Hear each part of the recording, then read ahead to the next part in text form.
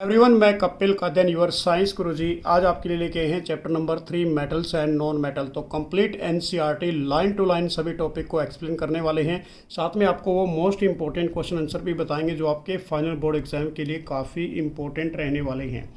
तो वीडियो को अंत तक जरूर देखते रहिए। और जो भी फ्रेंड्स मेरे साथ फर्स्ट टाइम इस यूट्यूब चैनल पर जुड़ रहे हैं तो चैनल को सब्सक्राइब जरूर कर लीजिए। तो सबसे पहले हम बात करेंगे introduction of a metals and non metal. On the basis of their property all the element can be divided into the two main group. कि एलिमेंट को डिवाइड किया गया दो ग्रुप के अंदर, first is a metals and second is a non metal. जैसा कि आपने 9th क्लास में पढ़ा था, एलिमेंट्स हमारे पास 3 टाइप्स के होते हैं, first metal, second non metal and third is A metalloids. अब यहाँ पर हम सबसे पहले क्या पढ़ने जा रहे हैं कि मेटलॉइड की डेफिनेशन क्या होगी। कि apart from the metal and non metal कि there are some element which shows the characteristics of a both metals and non metal are known as a metalloid. For example, इसका example हमारे पास silicon, germanium, arsenic, antimony etcetera.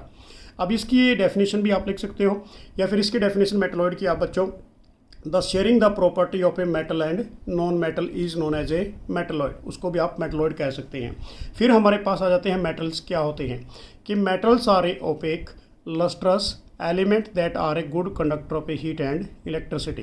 तो देखो क्या बोला गया बच्चों, मेटल्स ओपेक होते हैं, लस्ट्रस होते हैं, शाइनी सरफेस, और ये वो एलिमेंट है जो गुड कंडक्टर होते हैं हीट एंड इलेक्ट्रिसिटी के। उसको हम क्या कहते हैं, मेटल्स कहते हैं। अब एग्जाम्पल हमारे पास copper, iron, silver etcetera. Next हमारे पास है नॉन मेटल्स क्या होते हैं। कि non metals are the elements that have a property which are different from those of the metal. कि जो इनकी प्रॉपर्टी होती है वो डिफरेंट होती है, किससे डिफरेंट होती है, मेटल से। उसको हम कहते हैं नॉन मेटल्स। अब एग्जाम्पल हमारे पास carbon, nitrogen, oxygen, sulphur etcetera, this is a all non metals. अब यहाँ से हमारे पास चैप्टर आपका स्टार्ट हो जाता है बच्चों। मेटल्स क्या होते हैं, उनकी फिजिकल प्रॉपर्टी पढ़ेंगे, और ये सारी फिजिकल प्रॉपर्टी आपके बोर्ड के लिए काफ़ी इंपॉर्टेंट है। तो सबसे पहले देखिए मेटल की डेफिनेशन क्या होगी। कि those element which form a positive ions by losing electron are called is a metals. कि ये वो एलिमेंट होते हैं जिनके ऊपर पॉजिटिव चार्ज आ जाता है after the losing of a electron is known as a metal. उसको आप क्या बोलोगे, मेटल्स। उसके बाद बच्चों हमारे पास फिजिकल प्रॉपर्टी ऑफ मेटल, ये सारी मोस्ट इंपॉर्टेंट है आपके मल्टीपल चॉइस क्वेश्चन के लिए। फर्स्ट हमारे पास स्टेट, कि जो मेटल की जो स्टेट होती है वो किस नेचर का होगा। तो सबसे पहले बच्चों कि metal are generally solid at a room temperature. कि जो सभी मेटल्स होते हैं वो सॉलिड होते हैं रूम टेम्परेचर पर, एक्सेप्शनल केस है बच्चों यहाँ पर ये, कि किसको छोड़कर, मरकरी को छोड़कर, जिसका सिंबल क्या है, Hg, which is liquid at a room temperature. ये लिक्विड होता है किसी भी रूम टेम्परेचर पर। सेकेंड पॉइंट हमारे पास लस्ट्रस, कि जो भी मेटल्स होते हैं वो शाइनी सरफेस होते हैं, चमकदार होते हैं। तो यहाँ पर ये लिखा गया कि metals have a shiny surface, metal like is a aluminium, magnesium are white. कि जो एल्यूमिनियम और मैग्नीशियम होते हैं वाइट कलर के होते हैं, whereas gold is a yellow colour. और यदि सिल्वर की बात करें वो ग्रे कलर होता है, और यदि कॉपर की बात करें बच्चों वो ब्राउन कलर का होता है। तो ये सारे शाइनी सरफेस होते हैं, चमकदार होते हैं, इनको लस्ट्रस कहते हैं। उसके बाद थर्ड प्रॉपर्टी हमारे पास है हार्डनेस। कि metals are generally hard but hardness varies from metal to metal. कि जो मेटल्स होते हैं मोस्टली बच्चों वो हार्ड होते हैं, बट उनकी जो हार्डनेस है वो डिपेंड करती है मेटल टू मेटल के ऊपर।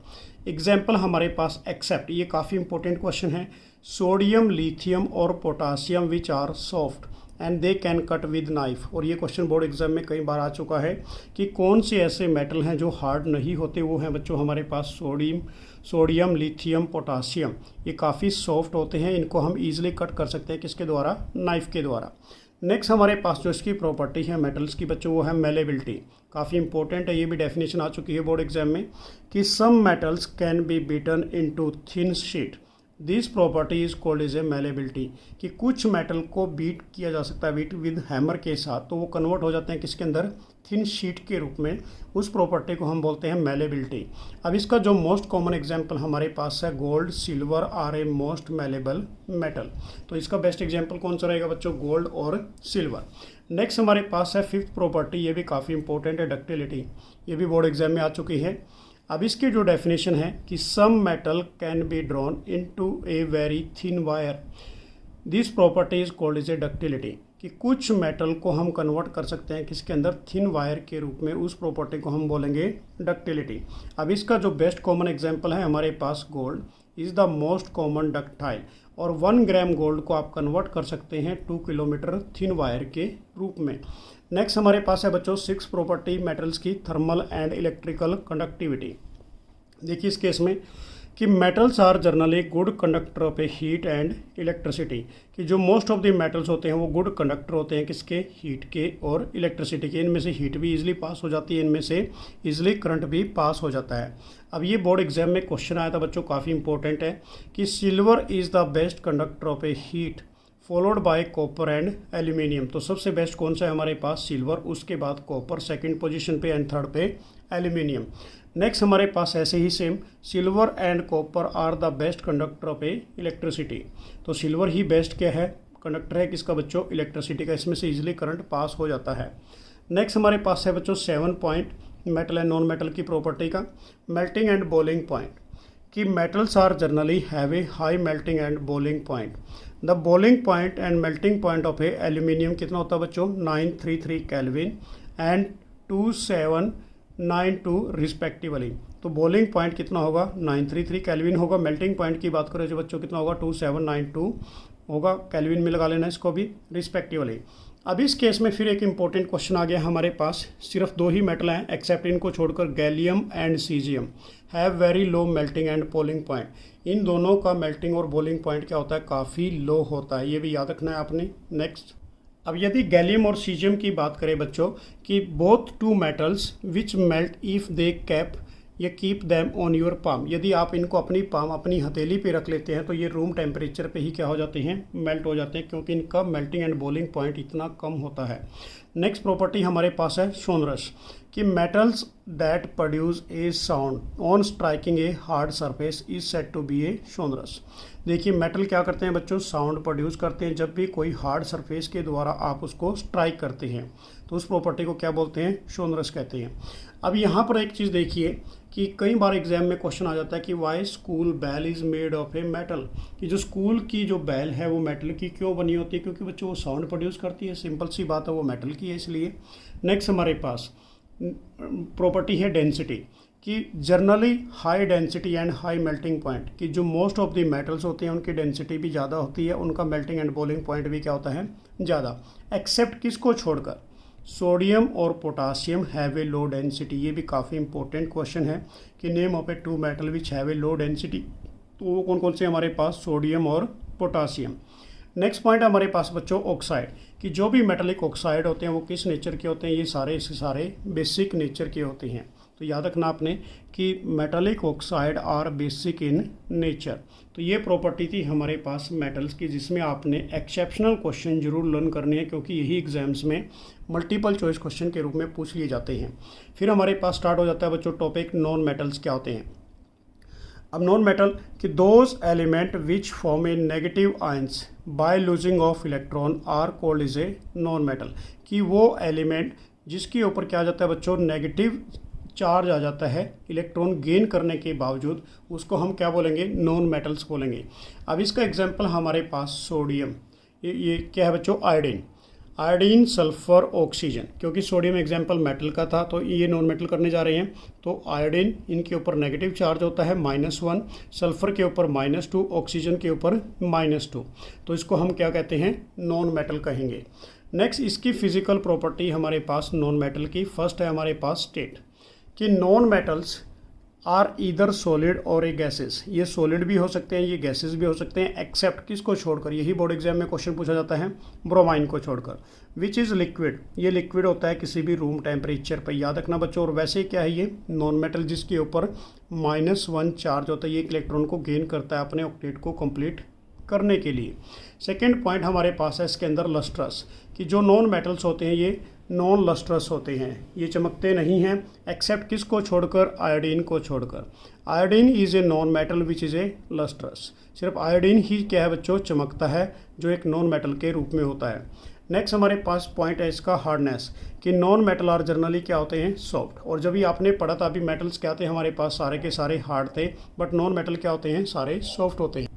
एक्सेप्शनल केस है बच्चों, इस केस में भी diamond is the allotrope of a carbon is the hardest natural substance. अभी आपने क्या पढ़ा कि जो नॉन मेटल होते हैं वो सॉफ्ट होते हैं, किसको छोड़कर, एक्सेप्ट डायमंड को छोड़कर। क्योंकि डायमंड किसकी प्रॉपर्टी है, कार्बन की, क्योंकि कार्बन के 3 एलोट्रोप्स होते हैं। First is a diamond, second हमारे पास graphite, third is a fullerene, carbon 60 जिसे कहते हैं। सिर्फ डायमंड जो है बेसिकली बच्चों वो हार्ड होता है नेचुरली सब्सटेंस के रूप में। फिर हमारे पास प्रॉपर्टी आ जाती है मेलेबिलिटी, कि non metals are a non malleable, actually they are brittle. ये ब्रिटल होते हैं, बेसिकली ये एक स्मॉल पीसेस के रूप में टूट जाते हैं, टुकड़ों में टूट जाते हैं।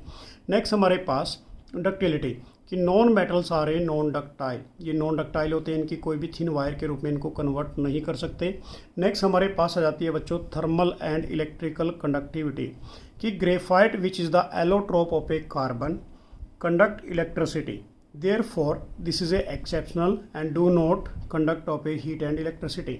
तो आंसर क्या है बच्चों हमारे पास, कि जो भी सभी नॉन मेटल हैं उनके अंदर से ना तो हम हीट पास कर सकते हैं ना ही इलेक्ट्रिक करंट पास कर सकते हैं, एक्सेप्ट किसको छोड़कर, ग्रेफाइट को छोड़कर। Only graphite is a good conductor of a electricity. ये एलोट्रोप किसका है हमारे पास, कार्बन का है। नेक्स्ट हमारे पास आ जाता है बच्चों इसके अंदर point melting and boiling point, कि non metals have a low melting and boiling point, except किसको छोड़कर, डायमंड को छोड़कर। Diamond is a non metal which is a high melting point. सिर्फ डायमंड का ही मेल्टिंग पॉइंट क्या होता है, ज़्यादा होता है। नेक्स्ट पॉइंट हमारे पास है पॉइंट बच्चों इसके अंदर 8, कि मोस्ट ऑक्साइड्स की बात कर रहे हैं। Most of a non metal produce acidic oxide, कि जो सभी नॉन मेटल हैं वो क्या प्रोड्यूस करते हैं, एसिडिक ऑक्साइड प्रोड्यूस करते हैं व्हेन डिजोल्व इन वाटर, जब उसको आपने पानी के अंदर डिजोल्व करते हैं। तो ये थी हमारे पास physical property of a non metal. Next हमारे पास स्टार्ट हो जाती है बच्चों chemical property of a metal, और ये जो केमिकल प्रॉपर्टी है काफ़ी इंपॉर्टेंट रहेंगी। देखिए इस केस में सबसे पहले कि metals are electropositive in nature, कि जो भी मेटल्स होते हैं वो इलेक्ट्रोपॉजिटिव इन नेचर के होते हैं। एज दे लूज इलेक्ट्रॉन, जैसे ही इलेक्ट्रॉन को लूज करते हैं, फॉर्म ए पॉजिटिव आयंस, तो ये कैसे बन जाते हैं बच्चों, पॉजिटिव आयंस के रूप में कन्वर्ट हो जाते हैं। जैसे एग्जाम्पल हमने किसका लिया यहाँ पर, पोटासियम का। पोटासियम का सिंबल होता है के, अब इसका एटॉमिक नंबर होता है हमारे पास 19, तो कॉन्फ़िगरेशन क्या बनेगी 2 8 8 और 1। अब जब इसने एक इलेक्ट्रॉन को लूज कर दिया अपने ऑक्टेट को स्टेबल करने के लिए, नोबल गैस को अचीव करने के लिए, तो इसके ऊपर चार्ज क्या आ गया, के पॉजिटिव आ गया। ऐसे ही हमारे पास कैल्शियम का एग्जाम्पल है, तो कैल्शियम का एटॉमिक नंबर होता है बच्चों 20, सिंबल क्या होगा इसका Ca। जैसे ये 2 इलेक्ट्रॉन को लूज करेगा तो Ca2 पॉजिटिव प्लस 2 इलेक्ट्रॉन। अब यहाँ पर हमने क्या लिख दिया, most of a metal produce a basic oxide, कि जो मोस्ट ऑफ मेटल हैं वो क्या प्रोड्यूस करते हैं, बेसिक ऑक्साइड्स बनाते हैं। जैसे एग्जांपल हमारे पास Na2O है, कैल्शियम ऑक्साइड एक्सेट्रा। अब हमारे पास यहाँ से फिजिकल प्रॉपर्टी के साथ साथ केमिकल प्रॉपर्टी स्टार्ट हो जाती है मेटल्स की, और ये काफ़ी इंपॉर्टेंट है। अब देखिए सबसे पहले केमिकल प्रॉपर्टी के अंदर कि मेटल रिएक्शन विद ऑक्सीजन। अब almost all metal combined with oxygen, कि जो सभी मेटल हैं जब ऑक्सीजन के साथ कंबाइन होते हैं तो किसकी फॉर्मेशन देते हैं, to form is a metal oxide. तो हमने मेटल ले लिया बच्चों यहाँ पर, प्लस क्या ली, ऑक्सीजन, ये एरो का साइन लगाया गिव्स अस, और किसकी फॉर्मेशन आ गई, मेटल ऑक्साइड की। अभी हमने बताया था कि जो मेटलिक ऑक्साइड होते हैं वो किस नेचर के होते हैं, बेसिक नेचर के। अब एग्जाम्पल के तौर पे आपने समझना है, और ये बोर्ड का सबसे मोस्ट इंपॉर्टेंट क्वेश्चन है, कि when copper is heated in air, आपने कॉपर लिया ऑक्सीजन के प्रेजेंस में, जब आप इसको हीट करोगे तो ये किस में कंबाइन हो जाएगा बच्चों, कॉपर सेकंड ऑक्साइड। सेकंड का मतलब है इसकी कॉपर की वैलेंसी 2 है, ठीक है ना, और इसको ही हम क्या बोलते हैं, ब्लैक ऑक्साइड कहते हैं। ये ब्लैक कलर का आता है। तो जो कॉपर का कलर था हमारे पास बच्चों वो ब्राउन था, जब ऑक्सीजन की प्रेजेंस में हीट किया तो कॉपर ऑक्साइड बन गया, जिसको हम बोलते हैं कॉपर सेकंड ऑक्साइड या ब्लैक ऑक्साइड भी कहते हैं। अब यहाँ पर यदि बात करें बच्चों, कॉपर 1 टाइम था, ऑक्सीजन 2 टाइम था, कॉपर और ऑक्सीजन यहाँ 1 टाइम आए, तो ऑक्सीजन को बैलेंस करने के लिए आगे क्या लगाते हैं, 2। ऐसे ही आपने कॉपर के आगे भी क्या लगा दिया, 2 लगा दिया। तो पहली केमिकल प्रॉपर्टी आपको डन हो गई कि कोई भी मेटल जब ऑक्सीजन के साथ रिएक्ट करेगा तो किसकी फॉर्मेशन दे देगा, मेटल ऑक्साइड की फॉर्मेशन दे देगा। ऐसे ही सिमिलरली हमने एक एग्जाम्पल और ले लिया आपके लिए। एग्जाम्पल क्या है हमारे पास, कि aluminium form is a aluminium oxide, कि जब एल्यूमिनियम ऑक्सीजन के साथ रिएक्ट करेगा तो किसकी फॉर्मेशन दे देगा, एल्यूमिनियम ऑक्साइड की, जिसको हम मेटल ऑक्साइड कहते हैं। अब फॉर्मूला क्या बनता है बच्चों, एल्यूमिनियम ऑक्साइड का Al2O3 बनता है। बैलेंस करने के लिए इसके आगे 2 लगा दिए, यहाँ पर 3, यहाँ पर 4। अब इस केस में यदि हम बात करें कि ऑल्दो कि जो सभी मेटल ऑक्साइड है वो किस नेचर के होते हैं, बेसिक नेचर के होते हैं। बट कुछ मेटल ऐसे भी होते हैं जो दोनों प्रॉपर्टी शो करते हैं, एसिडिक भी और बेसिक भी, उनको हम कहते हैं एम्फोटेरिक। अब यहाँ पर बोर्ड का सेकंड मोस्ट इंपॉर्टेंट क्वेश्चन आ गया, एम्फोटेरिक ऑक्साइड्स क्या होते हैं, काफ़ी इंपॉर्टेंट है। तो इसका आंसर आप क्या लिखोगे कि these metal oxides which shows both acidic और बेसिक नेचर, जो एसिडिक नेचर भी शो करते हैं और बेसिक नेचर भी शो करते हैं, उसको आप क्या बोलोगे, एम्फोटेरिक। या फिर इसको आप ऐसे भी लिख सकते हो कि those metallic oxide react with acid as well as base to form is a salt and water is known as a amphoteric oxide. हमारे पास यदि बात करें बच्चों, एम्फोटेरिक ऑक्साइड दो ही होते हैं, इस जो आपने क्लास 10th लेवल पे करने हैं। First is a aluminium oxide जिसका फॉर्मूला क्या है, Al2O3 है। सेकेंड हमारे पास है जिंक ऑक्साइड ZnO है। ये दोनों ही एम्फोटेरिक ऑक्साइड है। अब इस केस में हम रिएक्शन करके दिखाएंगे एसिड के साथ भी और बेस के साथ भी। The reaction of a aluminium oxide with acid and base as well. तो हमने क्या लिया यहाँ पर एल्यूमिनियम ऑक्साइड, उसके अंदर क्या डाल दिया बच्चों, एसिड डाल दिया। एसिड HCl हाइड्रोक्लोरिक एसिड से कहते हैं। अब हमारे पास फॉर्मेशन किसकी बनेगी, AlCl3, ये बन गया, सोल्ट बन गया, प्लस क्या निकला, वाटर मॉलिक्यूल H2O।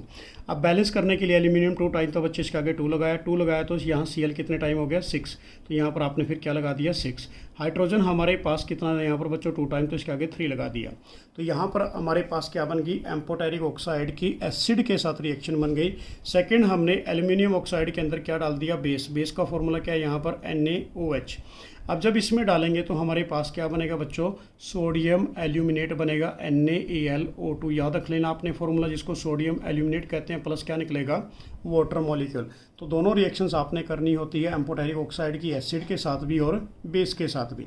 फिर हमारे पास एक डेफिनेशन आ जाती है 1 मार्क्स की, जिसको हम कहते हैं एल्कलीज क्या होते हैं, कि the oxide of a most metal are insoluble in water but some these dissolve in a water to form is a alkali, कि कुछ बेसिस जो पानी के अंदर डिजोल्ड हो जाते हैं उसको हम क्या कहते हैं, एल्कलीज कहते हैं। अब जैसे हमारे पास एग्जांपल है, सोडियम ऑक्साइड ले लिया, पोटासियम ऑक्साइड। सोडियम ऑक्साइड का फॉर्मूला क्या है हमारे पास, Na2O है। जब ये वाटर के साथ रिएक्ट करेगा तो किसकी फॉर्मेशन दे देगा, सोडियम हाइड्रोक्साइड NaOH की। ऐसे ही पोटासियम ऑक्साइड ले लिया, K2O, वाटर के साथ रिएक्ट करेगा तो किसकी फॉर्मेशन देगा, पोटासियम हाइड्रोक्साइड KOH की।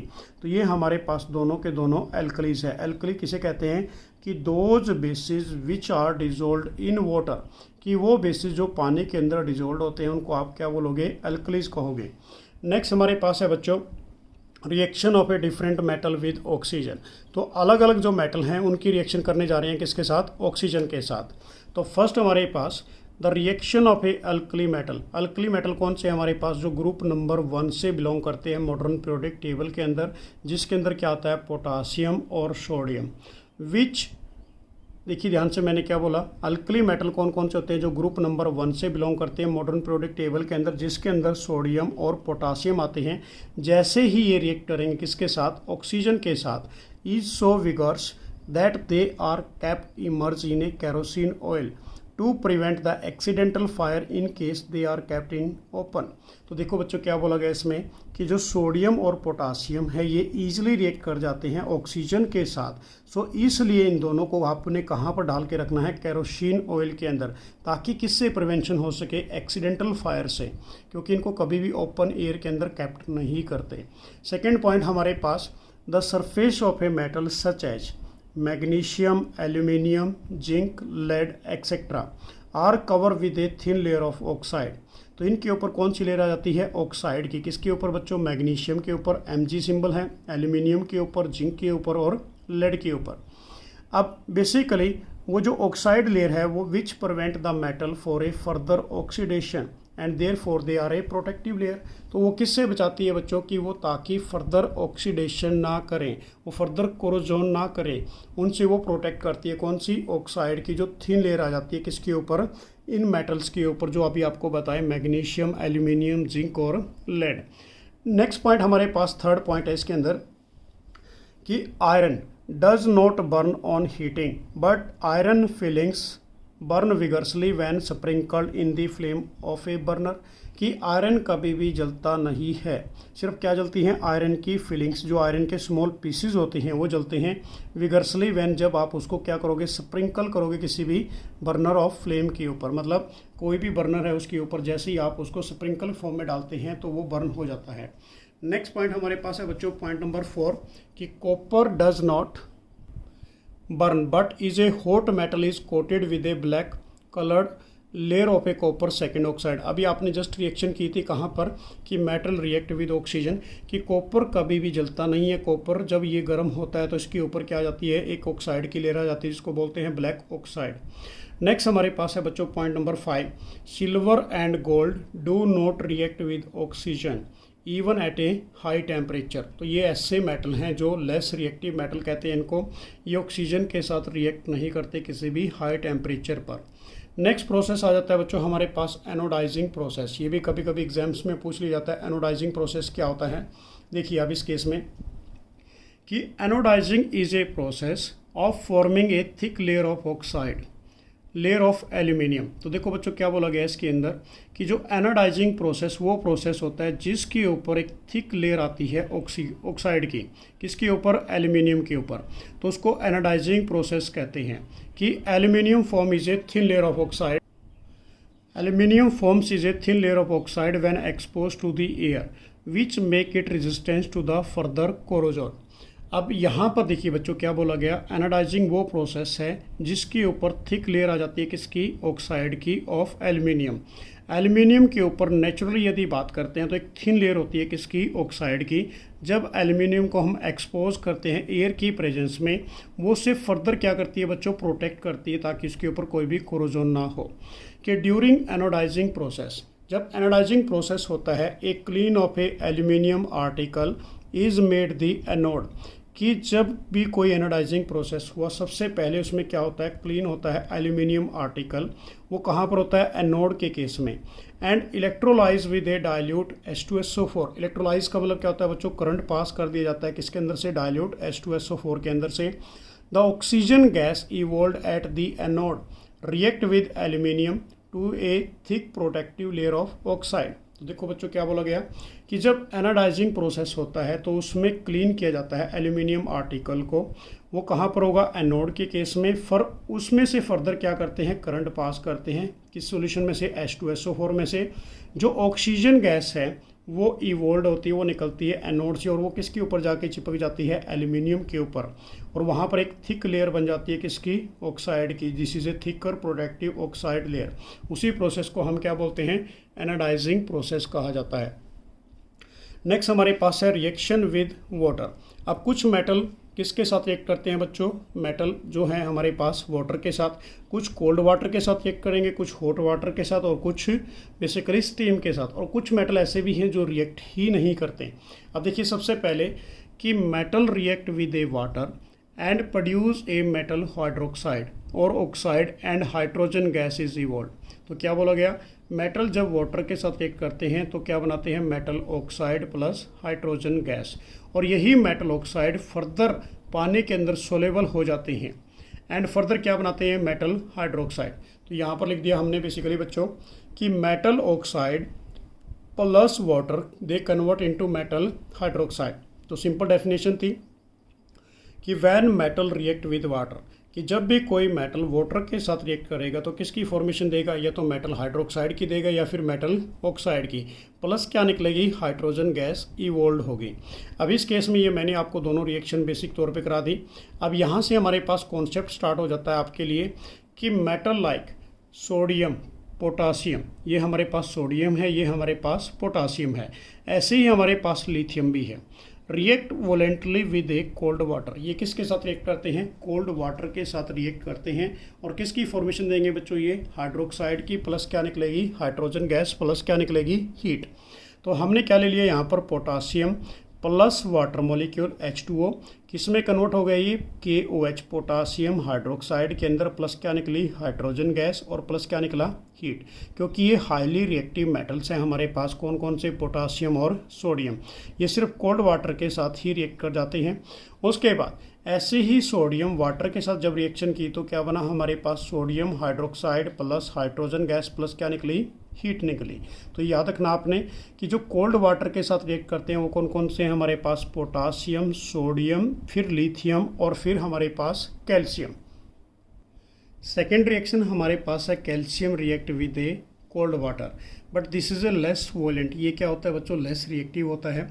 कैल्शियम जब वाटर के साथ रिएक्ट करेगा किसकी फॉर्मेशन देगा कैल्शियम हाइड्रोक्साइड CaOH का होल ट्वाइस प्लस यहाँ से क्या निकलेगी हाइड्रोजन गैस। अब यहाँ पर बोर्ड का एक इम्पोर्टेंट क्वेश्चन आ जाता है कि calcium start floating because the bubble of a hydrogen gas is form stick on the surface of a metal, कि जो कैल्शियम है वो क्यों फ्लोट करता है किसी भी सॉल्यूशन के अंदर, क्योंकि वहाँ पर जब वो वाटर के साथ रिएक्ट करेगा बच्चों कौन सी गैस निकलेगी हाइड्रोजन, और ये किस फॉर्म में निकलती है बबल्स की फॉर्म में निकलती है। और यही जो कैल्शियम है इसके ऊपर जाके स्टिक हो जाता है चिपक जाता है मेटल के ऊपर, तो इसलिए वो क्या करेगा सरफेस के ऊपर फ्लोट करना स्टार्ट कर देगा। काफ़ी इंपॉर्टेंट क्वेश्चन है ये। नेक्स्ट हमारे पास है बच्चों थर्ड पॉइंट कि magnesium does not react with cold water, कि जो मैग्नीशियम है वो कोल्ड वाटर के साथ रिएक्ट नहीं करता बट रिएक्ट विद किसके साथ करता है ये हमेशा हॉट वाटर के साथ, और किसकी फॉर्मेशन दे देगा मैग्नीशियम हाइड्रोक्साइड की। इट आल्सो स्टार्ट फ्लोटिंग, ये भी क्या करता है बच्चों फ्लोट करता है because the bubble of a hydrogen gas is form stick to the surface of a metal, क्योंकि उस केस में भी हाइड्रोजन गैस निकलती है बबल्स की फॉर्म में, उसके ऊपर जाके वो चिपक जाता है। नेक्स्ट पॉइंट हमारे पास है 4 पॉइंट कि metal like is a aluminium zinc iron react with a steam to form is a metal oxide. अब यहाँ पर ये लेस रिएक्टिव हैं और ये बेसिकली बच्चों किसके साथ रिएक्ट करते हैं स्टीम के साथ, ना तो ये कोल्ड वाटर के साथ रिएक्ट करेंगे ना ये हॉट वाटर के साथ, ये just only react with A vapour या फिर स्टीम। अब जैसे एल्यूमिनियम हमने लिया वाटर के साथ रिएक्शन करा दी तो हमारे पास क्या निकला ऑक्साइड निकला Al2O3 प्लस हाइड्रोजन गैस। ऐसे ही आयरन वाटर के साथ रिएक्ट करेगा तो कौन सा फॉर्मूला आएगा Fe3O4, याद रखना काफ़ी इंपॉर्टेंट है ये। और यहाँ पर ये वाटर जो है ना ये गैस की फॉर्म में है G, यहाँ पर ये स्टेट देख लेना आप, प्लस कौन सी गैस निकलेगी हाइड्रोजन गैस। फिर हमारे पास कुछ ऐसे मेटल भी हैं जो वाटर के साथ रिएक्ट नहीं करते कि metal like is a lead copper silver gold do not react with water at all, ये वाटर के साथ रिएक्ट नहीं करते। तो ये प्रॉपर्टी काफ़ी इंपॉर्टेंट रहेगी आपके एग्जाम के लिए। नेक्स्ट हमारे पास जो प्रॉपर्टी है बच्चों रिएक्शन विद एसिड, कि जो मेटल की रिएक्शन किसके साथ करने जा रहे हैं आप एसिड के साथ, कि when a metal react with a dilute HCl dilute sulphuric acid H2SO4 A form किसकी फॉर्मेशन देंगे सोल्ट फॉर्म होगा प्लस कौन सी गैस निकलेगी हाइड्रोजन गैस। अब यहाँ पर इसकी बेसिक रिएक्शन देखिए मेटल प्लस डाइल्यूट एसिड तो किसकी फॉर्मेशन आई सोल्ट प्लस हाइड्रोजन गैस, जैसा कि आपने ऊपर पढ़ा था। अब हमने जो मेटल लिया यहाँ पर वो मेटल क्या ले लिया जिंक ले लिया। अब zinc plus sulphuric acid H2SO4 तो यहाँ से ZnSO4 निकलेगा प्लस कौन सी गैस फॉर्म्ड होगी यहाँ पर बच्चों हाइड्रोजन गैस फॉर्म होगी। अब इस केस में फिर एक इम्पोर्टेंट क्वेश्चन आ जाता है, ये बोर्ड का टॉपर क्वेश्चन है बच्चों कि hydrogen gas is not evolved कि when a metal react with nitric acid, जब भी मेटल किसके साथ रिएक्ट करेंगे नाइट्रिक एसिड जिसका फॉर्मूला क्या है HNO3 एज ए HNO3। अब रीजन क्या है बच्चों HNO3 is a strong oxidising agent and oxidise of a hydrogen produce to form is a water, कि जो हाइड्रोजन गैस प्रोड्यूस होनी थी उसको वो कन्वर्ट कर देते हैं किसके रूप में वाटर मॉलिक्यूल के रूप में, and itself reduce to any of the oxide of a nitrogen. तो सिंपल सी डेफिनेशन है बच्चों हाइड्रोजन गैस फॉर्म नहीं होगी, किसके साथ फॉर्म नहीं होगी जब हम कोई भी मेटल HNO3 के साथ रिएक्ट करेंगे, उस केस में हमेशा क्या होगी वाटर मॉलिक्यूल ही फॉर्म होंगे। सिर्फ हमारे पास दो ऐसे मेटल हैं जो HNO3 के साथ रिएक्ट करके क्या बनाते हैं हाइड्रोजन गैस देते हैं, वो कौन कौन से हैं बच्चों मैग्नीशियम और मैग्नीज। याद रखना कौन कौन से बताए मैंने आपको मैग्नीशियम Mg और Mn, ये दो ही ऐसे मेटल जब HNO3 के साथ रिएक्ट करते हैं तो हाइड्रोजन गैस फॉर्म करते हैं। नेक्स्ट पॉइंट हमारे पास है कि the reactivity of all metal towards acid is not in the same, can be found out of the rate at which the bubble of a hydrogen gas are formed, the amount of a heat generated। अब देखो बच्चों, इस point में क्या बोला गया कि जो रिएक्टिविटी है सभी मेटल की एसिड के प्रति वो सेम नहीं होती। क्यों नहीं होती सेम? क्योंकि डिफरेंट टाइप से मेटल एसिड के साथ रिएक्ट करते हैं, उनकी नेचर अलग अलग होती है। Different form of a hydrogen gas form होती है और different amount of a heat energy generate होती है। अब यहाँ पर amongst aluminium, magnesium, iron, zinc the reactivity towards of acid. तो यदि रिएक्टिविटी की बात करें इन मेटल्स की एसिड के प्रति किसकी ज़्यादा होगी? Magnesium is greater than of a aluminium, is greater than of a zinc, is greater than of a iron. तो सबसे ज़्यादा एसिड के साथ कौन रिएक्ट करता है? मैग्नीशियम, सेकंड केस में एल्यूमिनियम, फिर कौन सा है बच्चों? जिंक, और उसके बाद फिर कौन सा है? आयरन। नेक्स्ट पॉइंट हमारे पास है 4 पॉइंट। ये भी काफ़ी इंपॉर्टेंट है, इस पर भी क्वेश्चन आ चुके हैं बोर्ड एग्जाम में। In case of a copper कि नो बबल्स वर सीन, कि कॉपर के केस में कोई भी बबल सीन नहीं होते। And the temperature also remains unchange, जो टेम्परेचर है वो ना कोई चेंज होगा। कि this shows that copper does not react with a dilute HCl। तो क्या बोला गया बच्चों कि copper is a less reactive. किससे लेस रिएक्टिव है? हाइड्रोजन से, इसलिए कॉपर HCl के साथ रिएक्ट नहीं होता। तो यहाँ पर आप सिंपल लिख सकते हैं, जो रिएक्शन है कॉपर प्लस आपने क्या ले लिया? डाइल्यूट HCl ले लिया। ये हमारे पास डाइल्यूट HCl, तो इसकी कोई भी रिएक्शन नहीं होगी। तो आप क्या लिखोगे? This is a no reaction. तो ये हमारे पास नो रिएक्शन अकर हो गई, क्योंकि copper is a less reactive, ये लेस रिएक्टिव है इस केस के अंदर। नेक्स्ट हमारे पास क्वेश्चन नंबर जो यहाँ पर दे दिया बच्चों 5, वेरी वेरी इंपॉर्टेंट, 1 मार्क्स के लिए बोर्ड एग्जाम में मल्टीपल चॉइस में आ चुका है ये। What do mean bye aqua regia? क्या होता है एक्वा रिजिया? लैटिन वर्ड के अंदर इसको क्या बोलते हैं? रॉयल वाटर कहते हैं। It is a freshly prepared mixture of a concentrated HCl or concentrated HNO3 in the ratio of a 3:1. It is a highly corrosive fuming liquid which can even dissolve a gold or platinum, even though either these acids can do so alone. तो देखो बच्चों क्या बोला गया?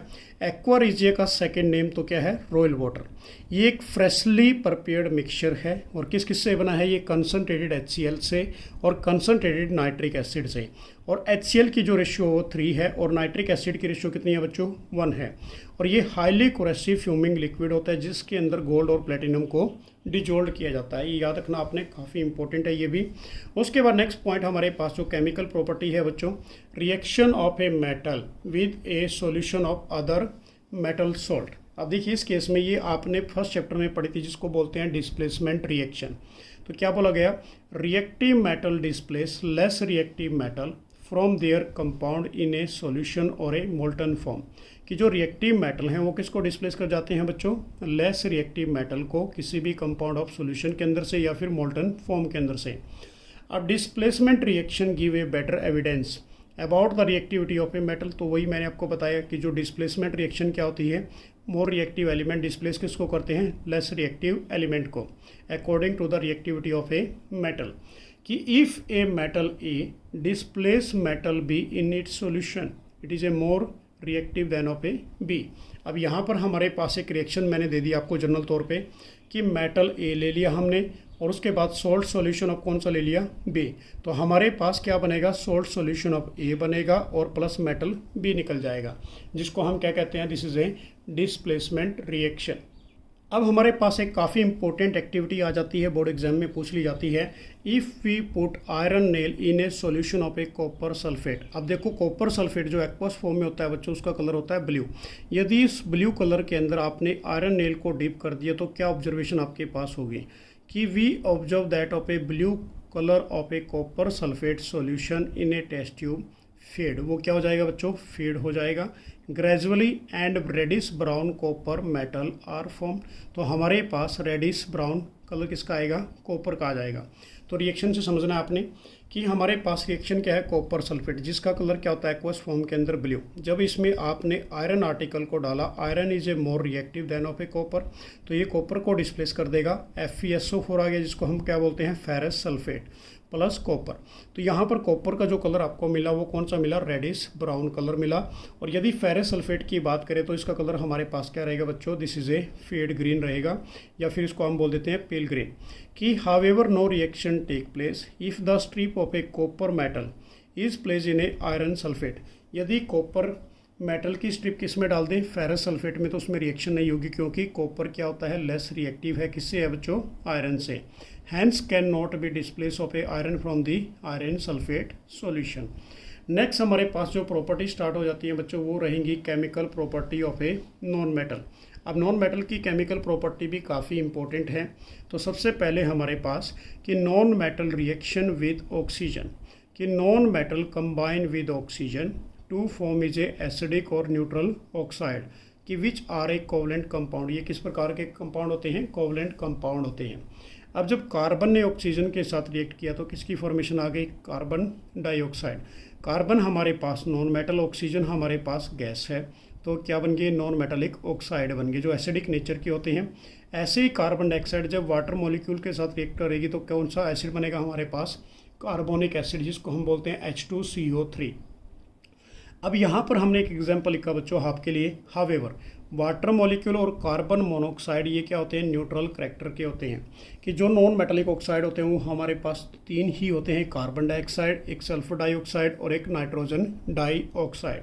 फिर हमारे पास second property है कि रिएक्शन विद डाइल्यूट एसिड, कि जो नॉन मेटल्स होते हैं do not react with a dilute acid, ये डाइल्यूट एसिड के साथ रिएक्ट नहीं करते टू इवोल्व हाइड्रोजन गैस, और ना ही इनमें हाइड्रोजन गैस इवोल्व होती है, लाइक जैसा कि इसमें था मेटल के केस में, कि this is because non metal do not give up of a electron to convert of a H positive ions of the acid into hydrogen. तो ये आपने करने की जरूरत नहीं है, यहाँ से आप कर सकते हैं कि non metal do not react with a dilute acid to evolve of a hydrogen gas like of a metal. Next हमारे पास रिएक्शन विद वाटर। अब जो नॉन मेटल हैं वो वाटर के साथ रिएक्ट नहीं करते, तो लिख दिया क्या हमने यहाँ पर कि non metal do not react with water to evolve of a hydrogen gas. However carbon react with a, carbon किसके साथ रिएक्ट करता है, ओनली स्टीम के साथ at a high temperature to form a mixture of, किसका mixture देता है बच्चों, ये CO+H2 का, जिसको हम क्या कहते हैं, वाटर गैस। ये काफ़ी इंपॉर्टेंट आपके मल्टीपल चॉइस क्वेश्चन के लिए। वाटर गैस का फॉर्मूला क्या होता है, carbon monoxide plus hydrogen, this is a water gas. तो कार्बन को हम कोक कहते हैं, वाटर को हमने स्टीम फॉर्म में लिया, तो ये क्या बन गया हमारे पास, वाटर गैस बन गई। नेक्स्ट हमारे पास है इसके अंदर 4 प्रॉपर्टी बच्चों, रिएक्शन विद हाइड्रोजन। तो देखिए इस केस में कि जो नॉन मेटल्स हैं आल्सो रिएक्ट विद, किसके साथ रिएक्ट करेंगे, ये हाइड्रोजन, और किसकी फॉर्मेशन आ जाएगी हमारे पास, हाइड्राइड की। तो सल्फर प्लस हाइड्रोजन क्या बन गया, हाइड्रोजन सल्फाइड। तो सल्फर नॉन मेटल था, हाइड्रोजन के साथ रिएक्ट किया तो क्या बन गया हमारे पास, हाइड्रोजन सल्फाइड। ऐसे नाइट्रोजन रिएक्ट विद हाइड्रोजन तो क्या बन गया हमारे पास, अमोनिया, NH3 बन गया। तो ये फॉर्मेशन हमारे पास कौन सी थी, रिएक्शन विद हाइड्रोजन के साथ। फिर हमारे पास एक और टॉपिक स्टार्ट हो जाता है बच्चों, जिसको हम कहते हैं रिएक्टिविटी सीरीज़। क्या होती है, ये भी काफ़ी इंपॉर्टेंट है, जिसके अंदर मोर रिएक्टिव, लेस रिएक्टिव और मॉडरेट रिएक्टिव एलिमेंट की बात की जाती है। अब इस केस में देखिए रिएक्टिविटी की डेफिनेशन, कि the reactivity series is A list of a metal arrange in the order of their decreasing order of activity. तो क्या बोला गया बच्चों, कि वो रिएक्टिविटी सीरीज वो लिस्ट होती है, किसकी लिस्ट होती है, मेटल्स की। ये सारे मेटल्स हैं जिनको अरेंज किया गया order of their decreasing activity के रूप में, कि भाई ऊपर वाले सारे मोड रिएक्टिव हैं, बीच वाले कौन से हैं, मॉडरेट रिएक्टिव, और निचले वाले कौन से हैं, लेस रिएक्टिव। अब ये हमारे पास जो एक्टिविटी सीरीज है बच्चों, कैसे करनी है आपने, potassium, sodium, calcium, magnesium, aluminium, zinc, iron, lead, hydrogen, copper. उसके बाद हमारे पास फिर क्या आ जाते हैं, इसके बाद मरकरी और सिल्वर और गोल्ड। अब यहाँ पर यदि हम बात करते हैं इस केस में, जो ऊपर वाले हमारे पास मोस्ट रिएक्टिव मेटल हैं, जो जल्दी रिएक्ट कर जाते हैं किसी के साथ भी, और जो बिचले वाले हमारे पास बीच में है, in between, this is A moderate reactive, और जो नीचे वाले हमारे पास ये लेस रिएक्टिव। अब जब ऊपर से नीचे की तरफ चलते हैं तो रिएक्टिविटी क्या होती है, डिक्रीज होती है। तो ये आपको पता लग गया, this is a reactivity series, इसको आप क्या बोलोगे, रिएक्टिविटी। नेक्स्ट टॉपिक है हमारे पास, how do metals and non metal react, कैसे मेटल और नॉन मेटल आपस में रिएक्ट करते हैं। ये भी काफ़ी इंपॉर्टेंट टॉपिक है, इसकी फॉर्मेशन आती है एग्जाम्स के अंदर। तो देखिए सबसे पहले, the reaction of a metal with the number of a reagents. Now why do metal react in this manner, कि मेटल क्यों रिएक्ट करते हैं नॉन मेटल के साथ।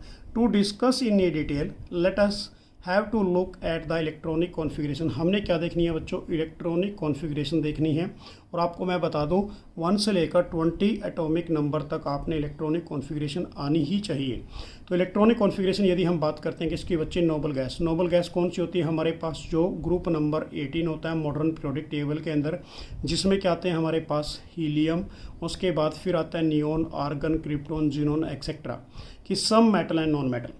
अब यहाँ हमने सबसे पहले कौन सी ले ली, नोबल गैस ले ली, जिनका ऑक्टेट, जिनके आउटर मोस्ट के अंदर 8 इलेक्ट्रॉन ऑलरेडी कंप्लीट होते हैं, this is known as a noble gas. अब इस केस में हीलियम एटॉमिक नंबर 2, तो फर्स्ट ऑर्बिट कंप्लीट हो गया, के सेल इसी में डुप्लेट होता है, डुप्लेट का मतलब 2 इलेक्ट्रॉन, बाकी सब के अंदर 8 इलेक्ट्रॉन कंप्लीट होते हैं।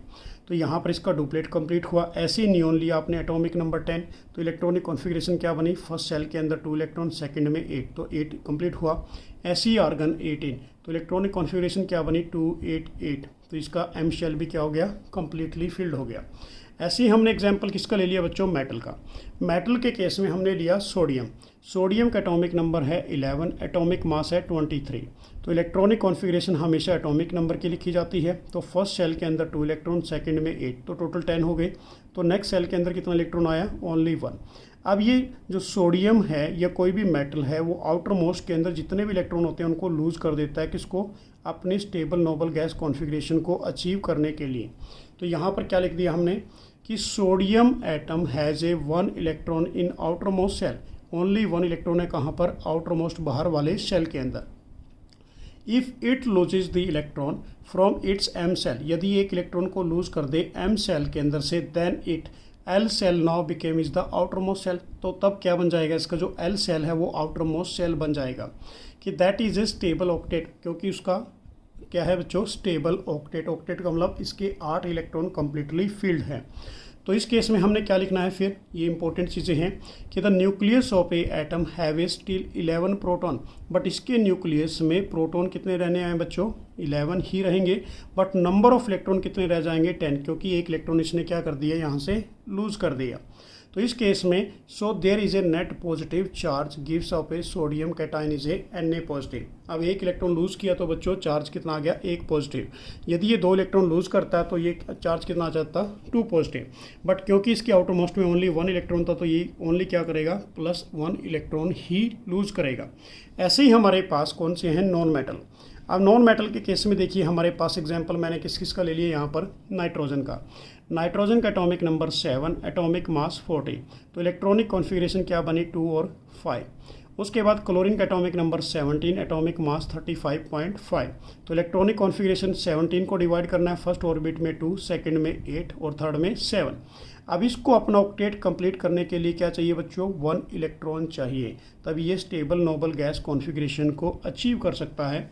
तो इस केस में हमने क्या लिख दिया कि chlorine has a 7 electron in its outermost shell, तो ये बोला गया कि क्लोरीन के आउटर मोस्ट सेल में कितने इलेक्ट्रॉन हैं, 7, and it require 1 more electron to complete it octets. यदि इसको 1 इलेक्ट्रॉन दे दिया जाए तो इसका ऑक्टेट क्या हो जाएगा बच्चों, कंप्लीट हो जाएगा।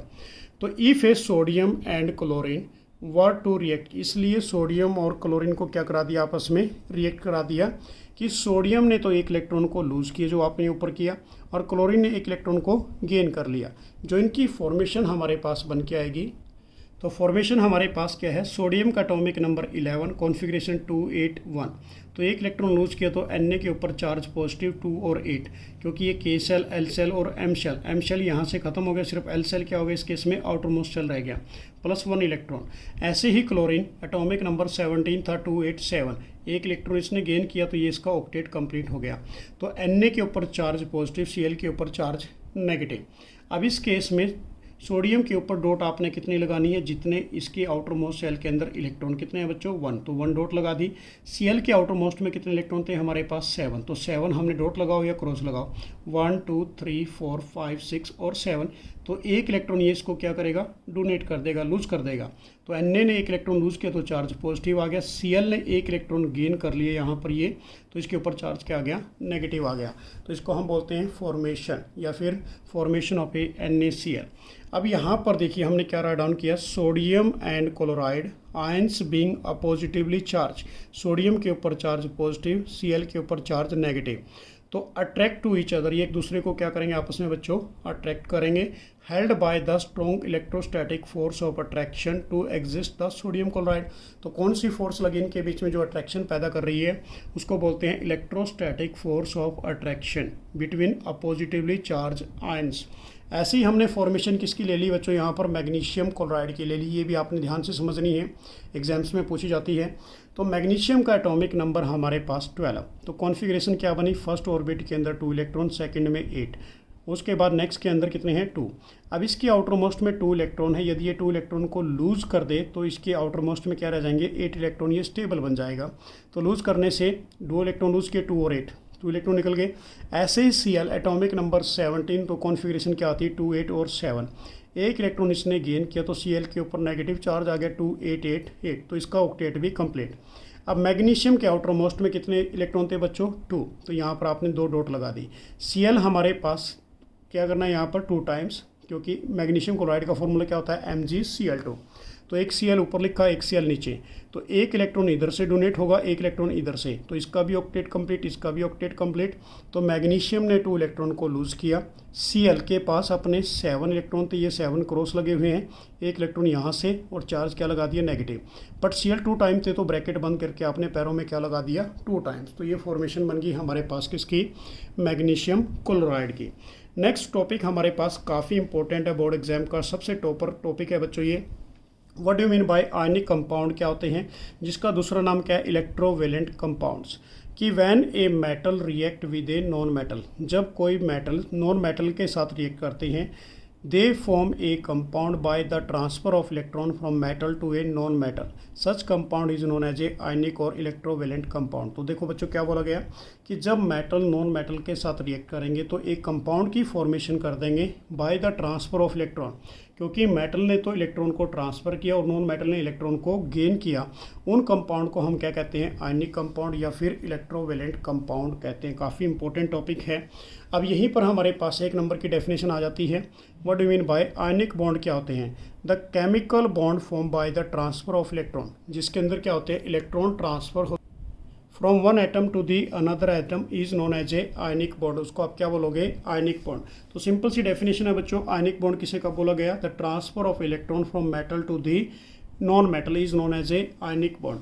अब इनकी जो प्रॉपर्टी है ये काफ़ी इंपॉर्टेंट रहेगी, property of a ionic compound. First हमारे पास है इसके अंदर फिजिकल नेचर, कि जो आयनिक कंपाउंड होते हैं जनरली सॉलिड होते हैं and hard due to the strong and hard due to a strong force of attraction. Simple यहाँ से कर लीजिए कि जो आयनिक कंपाउंड होते हैं जनरली सॉलिड होते हैं एंड हार्ड होते हैं due to strong force of attraction between किसके बीच में, पॉजिटिव एंड नेगेटिव आयंस के बीच में।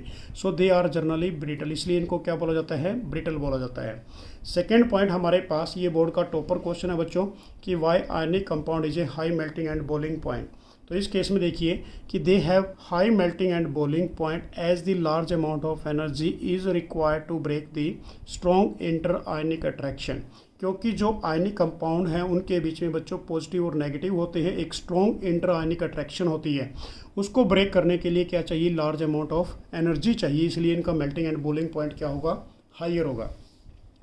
नेक्स्ट हमारे पास सोलेबिलिटी, कि ionic compound are generally soluble in water but insoluble in a organic solvent like is a ether, kerosene and petrol. तो क्या बोला गया कि जो आयनिक कंपाउंड है वो सोलेबल है, पानी के अंदर डिजोल्व हो जाते हैं, बट इनसोलेबल किसके अंदर होते हैं, वो ऑर्गेनिक सॉल्वेंट सच है, जिसमें क्या आता है ईथर, कैरोसिन और पेट्रोल एक्सेट्रा।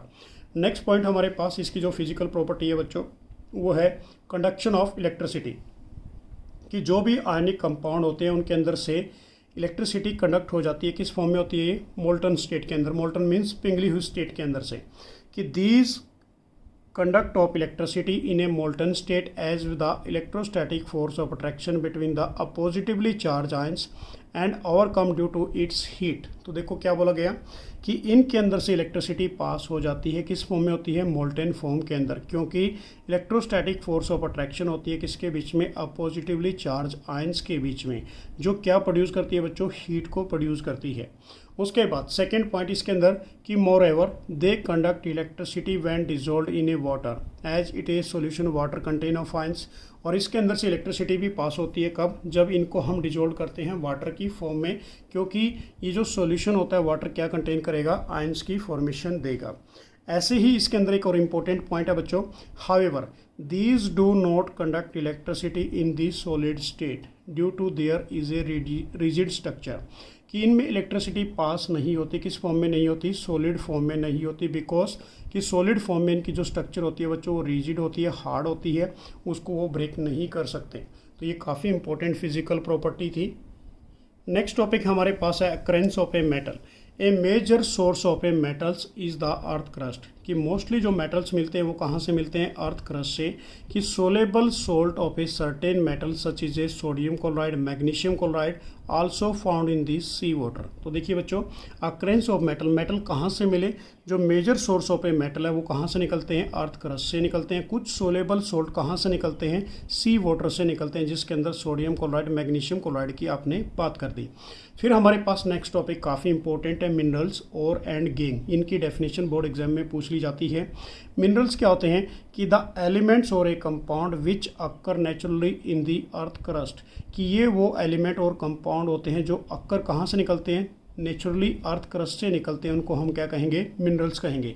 एग्जाम्पल हमारे पास NaCl, Na, NO3, Ca, CO3 की which occur nature are all minerals, ये सारे क्या हैं, मिनरल्स हैं। तो सिंपल बात बोली आपने, मिनरल्स क्या होते हैं कि दोज एलिमेंट्स और compound which occur naturally in the earth crust is known as a minerals. उसके बाद नेक्स्ट डेफिनेशन हमारे पास इसके अंदर आ जाती है, और क्या होते हैं। अब those minerals from which the metals can be extracted profitably is known as a ores. अब देखिए इसमें क्या बोला गया कि ये वो मिनरल्स हैं from which the metal can be extracted, जिसमें से मेटल को निकाला जाता है प्रोफिटिवली के लिए, उसको हम क्या कहते हैं, ओर्स कहते हैं। अब इसके अंदर एग्जांपल हमने जो राइट डाउन किया कि बोथ बॉक्साइट, जिसका फॉर्मूला क्या होता है, Al2O3 2 molecule of water. Clay का फॉर्मूला क्या होता है बच्चों, Al2O3.2 SiO2 2 molecule of water. अब are the mineral of a aluminium, ये दो बेसिकली क्या है, एल्यूमिनियम के मिनरल्स हैं। कि there for a bauxite is the ore of a aluminium, ये जो बॉक्साइड का फॉर्मूला है ये किसकी ओर है बच्चों, एल्यूमिनियम की ओर है। अब इस केस में एक पॉइंट नोट किया हमने यहाँ पर कि thus all ores are a mineral but all minerals are not ores, कि जो सभी मिनरल्स होते हैं वो और होते हैं बट सभी मिनरल्स और नहीं होते, ये भी काफ़ी इंपॉर्टेंट है। उसके बाद फिर हमारे पास कुछ टेबल है बच्चों, आपके कंपटीशन एग्जाम के लिए काफ़ी काम आएगी, कि ore of a some common metal. तो यहाँ हमने मेटल लिखा, उसके बाद नेम ऑफ और लिखा यहाँ पर, और यहाँ पर केमिकल कंपोजिशन। एल्यूमिनियम की जो और है वो बॉक्साइट है, जिसका फॉर्मूला क्या है, Al2O3 2 molecule of water.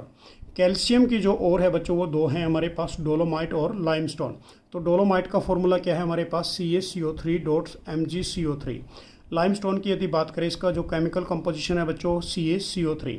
Copper है, इसकी जो और हमारे पास वो फर्स्ट है कॉपर ग्लांस, जिसका फॉर्मूला क्या है Cu2S। नेक्स्ट हमारे कॉपर पायराइट, इसका फॉर्मूला क्या है हमारे पास CuFeS2। ऐसे ही मेलाचाइट, ये भी कॉपर की ओर है बच्चों, जिसका फॉर्मूला क्या है CuCO3.CuOH का होल ट्वाइस, जिसको बेसिक कॉपर कार्बोनेट भी कहते हैं, जिसके ऊपर ग्रीन कोटिंग आती है।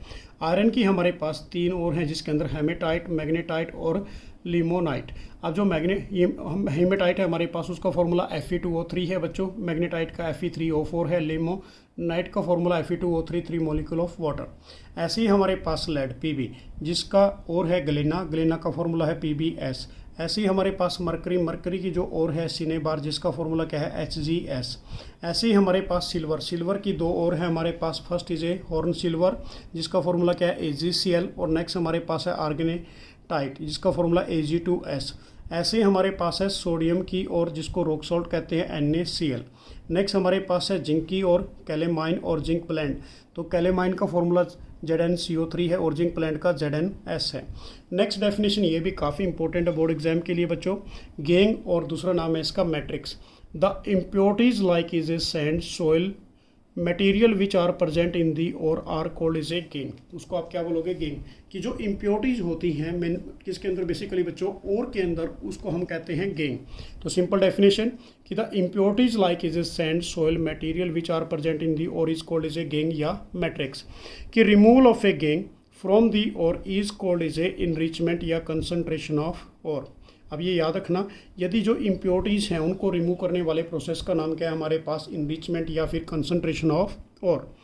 अब यहाँ पर नेक्स्ट टॉपिक स्टार्ट हो जाता है, काफ़ी इंपॉर्टेंट है, extraction of metal. Extraction of metal क्या होते हैं कि the extraction of a metals and the refining of them from use is known as a metallurgy, उसको हम बोलते हैं मेटलर्जी। ये डेफिनेशन काफ़ी इंपॉर्टेंट है बच्चों। Extraction of metal and refining of them from use, जो यूज़ करने के लिए जो मेटल हैं उनको प्योरीफाई करने के लिए उस प्रोसेस का नाम क्या है, metallurgy. This process of A metallurgical operation consist of A mainly 3 step, इसके 3 स्टेप हैं। तो फर्स्ट स्टेप हमारे पास है इनरिचमेंट ऑफ और, फर्स्ट स्टेप हमारे पास इनरिचमेंट ऑफ और, second is a reduction, third is A refining.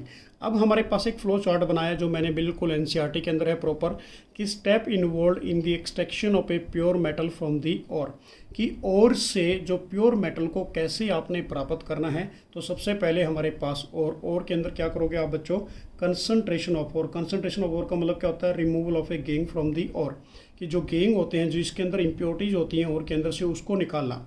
अब हमारे पास मेटल, अभी आपने पढ़ा रिएक्टिविटी सीरीज़ के अंदर मेटल 3 टाइप के होते हैं। यहाँ पर metal of A high reactivity जो टॉप में प्रेजेंट करते हैं, metal of a medium reactivity जो बीच में प्रेजेंट करते हैं, metal of a low reactivity जो बिल्कुल लास्ट में रिप्रेजेंट होते हैं। अब यदि हमने मेटल को प्यूरीफाई करना है हाईली रिएक्टिव मेटल के लिए, तो क्या करेंगे इस केस में कि इलेक्ट्रोलिसिस ऑफ ए मोल्टन और, तो उसमें से करंट पास कर देंगे मोल्टन और के अंदर से, तो हमारे पास क्या निकल जाएगा, प्योर मेटल। यदि मिडल रिएक्टिविटी की बात करें तो बच्चों इसके अंदर 2 प्रोसेस होते हैं। पहला है कार्बोनेट और, कार्बोनेट और प्रोसेस को बोलते हैं कैल्सिनेशन। जो सल्फाइड और प्रोसेस है उसको बोलते हैं रोस्टिंग प्रोसेस। इससे फर्दर क्या होता है, ऑक्साइड ऑफ मेटल्स निकलते हैं, उसकी फर्दर रिडक्शन की जाती है, रिडक्शन ऑफ मेटल, और उससे आपके पास क्या निकलते हैं, प्यूरिफिकेशन ऑफ ए मेटल्स निकलते हैं। ऐसे ही हमारे पास metal of a low reactivity की बात करें तो उसमें आपके पास निकलते हैं सल्फाइड और। सल्फाइड और प्रोसेस को बोलते हैं रोस्टिंग प्रोसेस। रोस्टिंग से आपके पास मेटल्स निकलते हैं और मेटल की फर्दर क्या की जाती है, रिफाइनिंग की जाती है, ठीक है ना, रिफाइनिंग जिसे बोलते हैं। नेक्स्ट हमारे पास है बच्चों इसके अंदर इनरिचमेंट ऑफ और, काफ़ी इंपॉर्टेंट है इनरिचमेंट ऑफ और वाला प्रोसेस भी। अब देखिए इस केस में the removal of impurities like is a sand soil from the ore to the extraction of a metal is called is a enrichment of ore. तो इनरिचमेंट ऑफ और क्या बोला गया बच्चों आपने अभी, कि जिसके अंदर इम्प्योरिटीज़ को रिमूव करना, किसके अंदर से, और के अंदर से, उस प्रोसेस को हम बोलते हैं इनरिचमेंट ऑफ और। कि the process use for removing the gangue from the ore are based on the difference between the physical and chemical property of ore. तो इसमें जो डिफरेंसेस आते हैं, जैसे ही आप उसके अंदर से क्या करते हैं बच्चों, इम्प्योरिटीज़ को रिमूव करते हैं, तो जो डिफरेंसेस आएगा किसके बीच में आएगा, केमिकल और फिजिकल प्रॉपर्टी ऑफ और के बीच में, एंड द गैंग।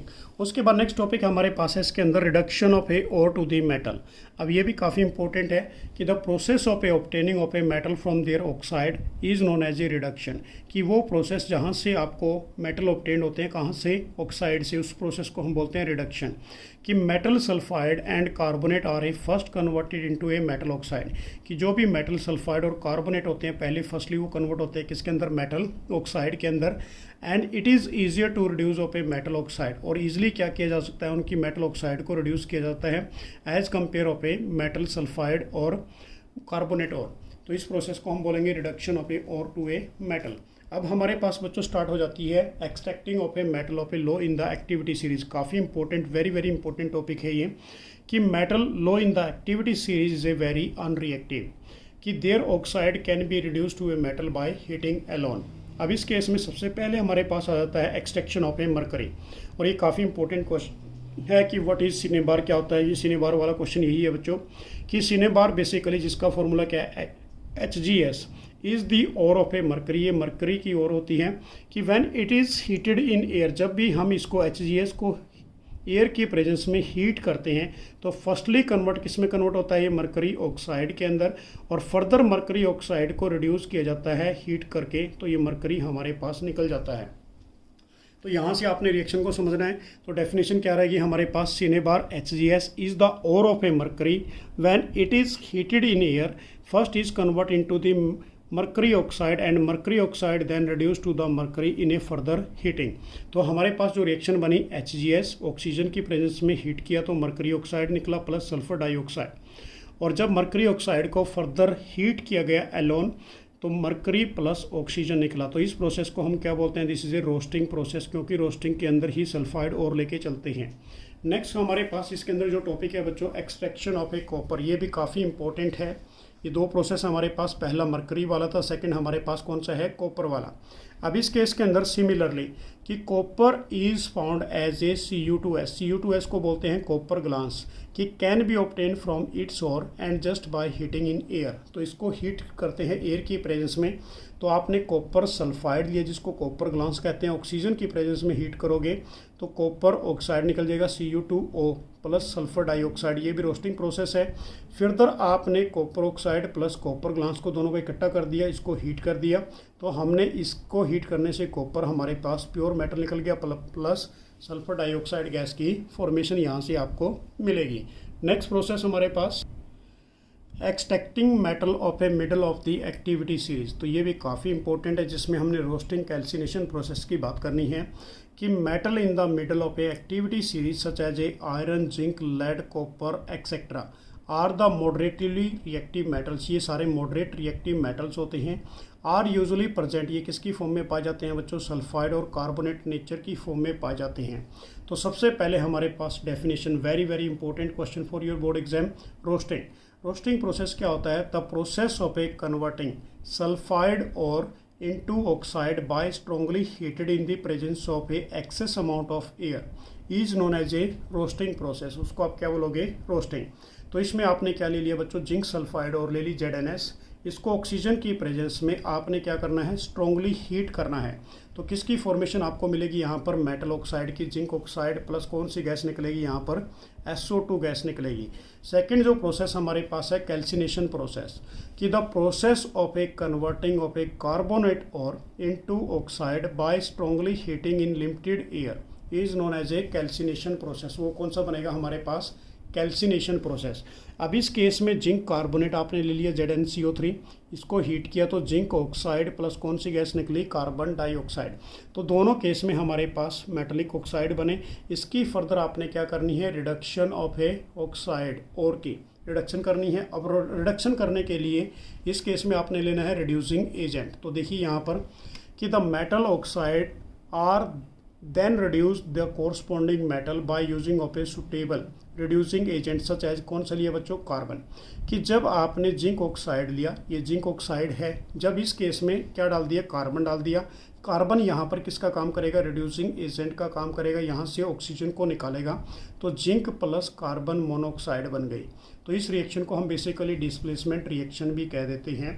तो यहाँ पर लिख दिया मैंने कि some time displacement reaction can also be use to reduce a metal. वो रिड्यूस करती है किसको, मेटलिक ऑक्साइड को, to a metals.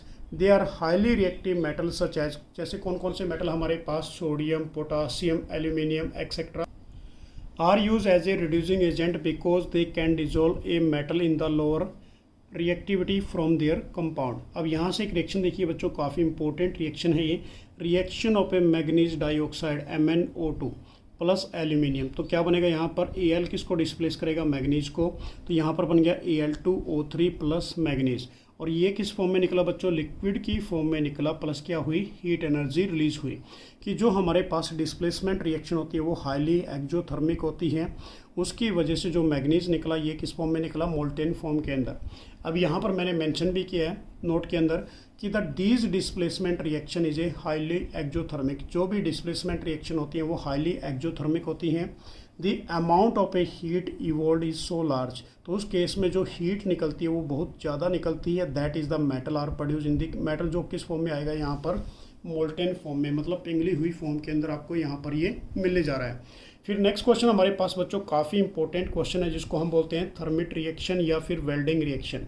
Board exam का सबसे टॉपर क्वेश्चन है ये भी। देखिए रिएक्शन क्या रहेगी हमारे पास, in fact the reaction of a iron triple oxide Fe2O3 with aluminium is used to join the railway track or cracking of a machine part। कि जो वेल्डिंग रिएक्शन है या थर्मिट रिएक्शन है उसका यूज़ कहाँ करते हैं, जॉइनिंग द रेलवे ट्रैक को जोड़ने के लिए और cracking of A machine part को जोड़ने के लिए। अब इस केस में जो रिएक्शन बनती है हमारे पास बिल्कुल सेम डिस्प्लेसमेंट रिएक्शन बनेगी। तो हमने क्या ले लिया, Fe2O3 प्लस एल्यूमिनियम। तो क्या बन गया बच्चों, Al2O3। एल्यूमिनियम किसको डिस्प्लेस करेगा, आयरन को, क्योंकि aluminium is a more reactive than of a iron. तो Al2O3 प्लस क्या निकला, Fe, किस फॉर्म में निकला, मोल्टन फॉर्म में, क्योंकि लार्ज अमाउंट ऑफ एनर्जी क्या हुई, रिलीज। तो ये हाईली एक्सोथर्मिक रिएक्शन है जिसको हम बोलेंगे थर्मिट रिएक्शन या फिर वेल्डिंग रिएक्शन। नेक्स्ट हमारे पास जो थर्ड पार्ट है बच्चों इसका, extracting of a metal towards the top of a activity series. जो टॉप में प्रेजेंट करते हैं, टॉप में कौन कौन से थे हमारे पास, सोडियम, पोटासियम, एल्यूमिनियम एक्सेट्रा। तो इस केस में देखिए कि the metals high up of the reactivity series are very highly reactive, कि जो टॉप में हैं वो काफ़ी रिएक्टिव होते हैं, कि they can not B obtain from their compound by heating with carbon. कि जो वो ऑब्टेन होंगे बच्चों वो हीट करके कभी ऑब्टेन नहीं होते जब उनको कार्बन के साथ हीट किया जाता है। तो उस केस में एग्जांपल के तौर पे देखना कि carbon can not be reduce the oxide of a sodium, magnesium, calcium, aluminium etcetera, कि द रिस्पेक्टिव मेटल, कि this is because these metal is a more affinity. More affinity का मतलब हाईली रिएक्टिव होते हैं किसके साथ, फॉर ऑक्सीजन के साथ, देन किससे, कार्बन से। कि these metal obtain from the electrolytic reduction. तो ये मेटल किसके द्वारा ऑब्टेन होंगे, इलेक्ट्रोलिटिक रिडक्शन प्रोसेस के द्वारा। अब वो जो इलेक्ट्रोलिटिक रिडक्शन प्रोसेस है वो मैं आपको अभी समझाता हूँ। देखिए एग्जाम्पल के तौर पे sodium, magnesium, calcium are obtained by the electrolysis of their molten chloride. Electrolysis का मतलब होता है बच्चों करंट का पास करना, किसके अंदर से, मोल्टन क्लोराइड मतलब पिघली हुई स्टेट के अंदर से। कि the metal are deposit at a cathode. जो मेटल है वो कहाँ पर डिपॉजिट होंगे, कैथोड पे। कैथोड क्या होती है, नेगेटिवली चार्ज इलेक्ट्रोड होती है। Where chlorine is liberated at a anode, क्योंकि जो क्लोरीन होती है हमारे पास वो एनोड वाली, वो पॉजिटिवली चार्ज इलेक्ट्रोड होती है। अब इस केस में जो हमने कैथोड लिखा, कैथोड पे चार्ज क्या होता है, नेगेटिव होता है, और एनोड पे चार्ज क्या होता है, पॉजिटिव। जो पॉजिटिव वाले हैं कैटायन हैं वो कहाँ पर जाएंगे, कैथोड पे नेगेटिव वाले के पास, और एनोड पे चार्ज पॉजिटिव होता है। जो नेगेटिव वाले होते हैं वो कहाँ पर जाएंगे, हमारे पास एनोड के केस में। तो कैथोड में Na positive plus 1 electron convert किस में हो गए, ये सोडियम के अंदर। Fe2Cl नेगेटिव ले लिया तो Cl2 प्लस 2 इलेक्ट्रॉन। सिमिलरली हम aluminium obtained by the electrolytic reduction of A molten aluminium oxide is called is alumina. उसको भी आप क्या बोलोगे, एल्यूमिना। नेक्स्ट हमारे पास काफ़ी इंपॉर्टेंट टॉपिक है जो आपने अब ध्यान से समझना है, ये बोर्ड का टॉपर क्वेश्चन है बच्चों, कि रिफाइनिंग ऑफ मेटल्स। अब इस केस में रिफाइनिंग ऑफ मेटल का मतलब क्या होता है, it is the process of a purification of a metal. Metal को प्योरीफाई करना, obtained after reduction. Various method for refining are employed but most common one is a electrolytic refining. तो most common कौन सा है हमारे पास, electrolytic refining. अब इस case में देखिए कि मेटल को प्योरीफाई करना जब रिडक्शन के बाद निकला तो ये सबसे पहले हमारे पास हमने क्या लिया, एक बीकर ले लिया। बीकर में 2 इलेक्ट्रोड लगा दिए, एक एनोड है, एक हमारे पास क्या है, कैथोड। ऊपर से आपने बैटरी लगा दी, बैटरी का पॉजिटिव टर्मिनल एनोड की तरफ, तो एनोड हमारे पास क्या बनी, पॉजिटिव इलेक्ट्रोड बनी। बैटरी का नेगेटिव टर्मिनल कैथोड की तरफ, तो कैथोड हमारे पास नेगेटिव टर्मिनल बनी। उसके साथ बीच में क्या लगा दिया आपने बच्चों, की लगा दी। तो करंट कहाँ से चलेगा, पॉजिटिव से इधर एनोड की तरफ, तो करंट चलेगा, और एनोड से क्या निकलेंगे, इलेक्ट्रॉन, और वो कहाँ पर डिपॉजिट होंगे, कैथोड के केस में। अब इसमें आपने कोई भी सॉल्यूशन ले लिया, सॉल्यूशन सपोज करो आपने कॉपर सल्फेट का ले लिया, तो यहाँ से कॉपर आयंस निकलेंगे एनोड से, और वो कहाँ पर डिपॉजिट हो जाएंगे, जाके कैथोड के केस में। और कुछ इम्प्योरिटीज होती हैं वो सॉल्यूशन के अंदर डिजोल्व हो जाती हैं, बट कुछ डिजोल्व नहीं होती, वो लेफ्ट ओवर हो जाती है, एनोड के नीचे जाके सेटल डाउन हो जाती है, जिसको हम बोलते हैं एनोड मड या फिर इम्प्योरिटीज। अब इस प्रोसेस को आपने समझना है ध्यान से। अभी तो मैंने आपको ये डायग्राम समझाया कि many metal like is A copper, zinc, निकल, एजी, सिल्वर और गोल्ड एक्सेट्रा आर रिफाइंड इलेक्ट्रोलिटिकली। अब इनके अंदर से इलेक्ट्रिक करंट पास करते हैं तो ये हमारे पास प्योर मेटल की फॉर्म में आ जाते हैं। अब जो प्रोसेस है बेसिकली इसके अंदर समझिए कि in this process A thick block of A impure metal, जो आपने एनोड की वो ली यहाँ पर इलेक्ट्रोड, ये क्या थी बच्चों, थिक मोटी ब्लॉक थी किसकी, इम्प्योर मेटल की, जिसको हम एनोड कहने जा रहे हैं। And a thin strip of a pure metal, जो पतले वाली स्ट्रिप ली मेटल की जो प्योर फॉर्म में थी उसको हम क्या कह रहे हैं, कैथोड कह रहे हैं। ये हमने लिख दिया यहाँ पर यूज एज ए कैथोड। अब प्रोसेस देखिए, a solution of a metal salt to be refined are use as a electrolyte, कि when electric current pass the metal ions from the electrolyte are reduced as a metal which get deposit on the cathode. Equivalent amount of a pure metals from the anode get oxidized to a metal ions goes into the electrolyte and from there it goes to the cathode and deposit in the. उसके बाद the soluble impurities goes into the solution where is a insoluble impurities is settled down in the bottom of a anode is known as a anode mud. अब देखो बच्चों मैंने क्या पढ़ा यहाँ पर कि जो सॉल्यूशन था हमारे पास किसी भी मेटल सोल्ट का, अब हमने क्या लिया था यहाँ पर कॉपर सल्फेट का सॉल्यूशन लिया, वो यूज़ किया, उसको कहाँ यूज़ किया, इलेक्ट्रोलाइट के लिए, मतलब इलेक्ट्रोलाइट का मतलब इसमें से करंट पास किया, तो इलेक्ट्रिक करंट जब इसमें से पास किया कि जो मेटल आयंस हैं वो बेसिकली क्या होंगे बच्चों, इलेक्ट्रोलाइट के अंदर रिड्यूस हो जाएंगे, ठीक है ना, मेटल के अंदर, और वो कहाँ पर डिपॉजिट होंगे, कैथोड पे जाके, मेटल आयंस कैथोड पे जाएंगे, और जो नॉन मेटल आयंस है वो कहाँ पर जाएंगे, एनोड पे जाके डिपॉजिट हो जाएंगे. उस केस में सबसे पहले कुछ जो सोलेबल इम्प्योरिटीज़ हैं वो सॉल्यूशन के अंदर डिजोल्व हो जाएंगी और कुछ इनसोलेबल इम्प्योरिटीज़ है वो सेटल डाउन हो जाएंगी कहाँ पर, बॉटम के अंदर, जिसको हम क्या बोलते हैं, एनोड मड या फिर उसको इम्प्योरिटीज़ कहा जाता है. फिर नेक्स्ट टॉपिक हमारे पास है बच्चों कोरोजन प्रोसेस. ये काफ़ी इंपॉर्टेंट है कि it is the slow process of eating away of a metal by the reaction of A atmospheric air और मॉइस्चर. कि ये स्लो प्रोसेस है ईटिंग अवे मेटल को खाने का. जब कोई भी ऑक्सीजन और कोई भी मॉइस्चर मेटल के साथ रिएक्ट करता है उसको हम कोरोजन प्रोसेस कहते हैं. जैसे example rusting of iron, tarnishing of silver and formation of A green coating of a copper. तो ये हमारे पास कोरोजन प्रोसेस है. अब इसकी जो प्रिवेंशन है कोरोजन से बचने के लिए वो कौन कौन सी है बच्चों, rusting of iron can be prevented by paint. यदि क्या होता है कि किसी भी आयरन आर्टिकल के ऊपर रस्ट लगना स्टार्ट हो जाता है उस पर पेंट करना, ऑयलिंग करना, ग्रीजिंग करना या फिर ग्लेवनाइजिंग. ग्लेवनाइजिंग क्या होती है बच्चों, जिंक की लेयर को कोट कर देना किसके ऊपर, आयरन ऑब्जेक्ट के ऊपर, या फिर क्रोमो प्लेटिंग करना. This is the prevention of A corrosion. Next हमारे पास इसके अंदर आ जाता है ग्लेवनाइजेशन प्रोसेस. क्या होता है कि galvanization is a method of a protecting steel. जो किससे प्रोटेक्ट करेगा बच्चों, स्टील को प्रोटेक्ट करेगा. Iron from the rusting by coating them of a thin layer of a zinc. किसके द्वारा, क्योंकि जिंक की जो कोटिंग है वो किसके ऊपर चढ़ा दी जाती है, स्टील और आयरन के ऊपर. उस प्रोसेस को हम बोलते हैं ग्लेवनाइजेशन प्रोसेस.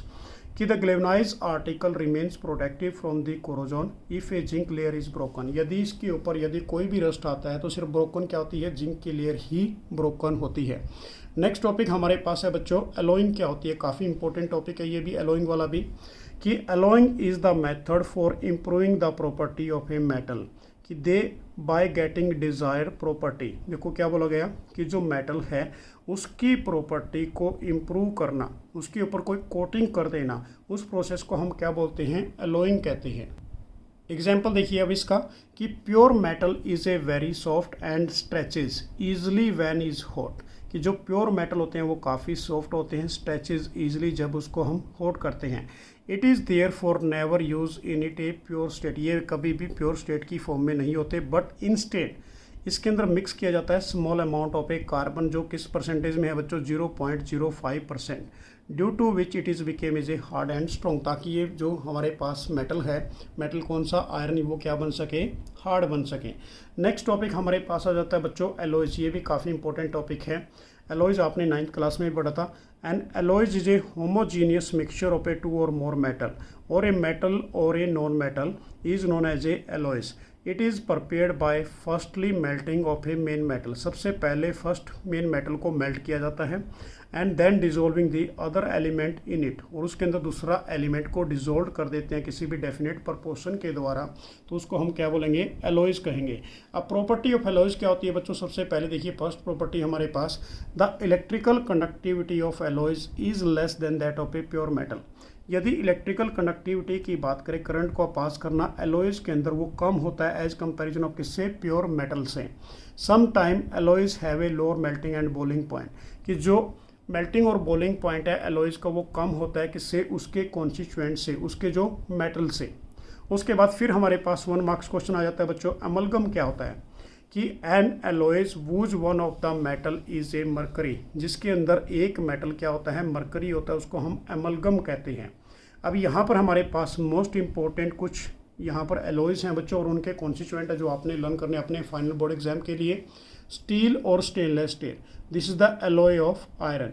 अब स्टील किससे बना है? आयरन प्लस कार्बन से। स्टेनलेस स्टील किससे बना है? आयरन, निकल और क्रोमियम से। ब्रास, ब्रोंज और जर्मन सिल्वर की बात करें बच्चों, this is the alloy of a copper. अब जो ब्रास बना है वो किससे बना है? कॉपर और जिंक से बना है। ब्रोंज किससे बना है? कॉपर और टिन से। जर्मन सिल्वर की बात करें, कॉपर, जिंक और निकल से मिलकर बना है। सोल्डर हमारे पास एलॉय ऑफ किसका है? लेड का, जिसके अंदर लेड प्लस क्या होता है बच्चों? टीन होता है। तो ये हमारे पास था कंप्लीट चैप्टर, जो हमने प्रॉपर एक्सप्लेन किया आपको, सारे इंपॉर्टेंट क्वेश्चन भी बीच बीच में बताए।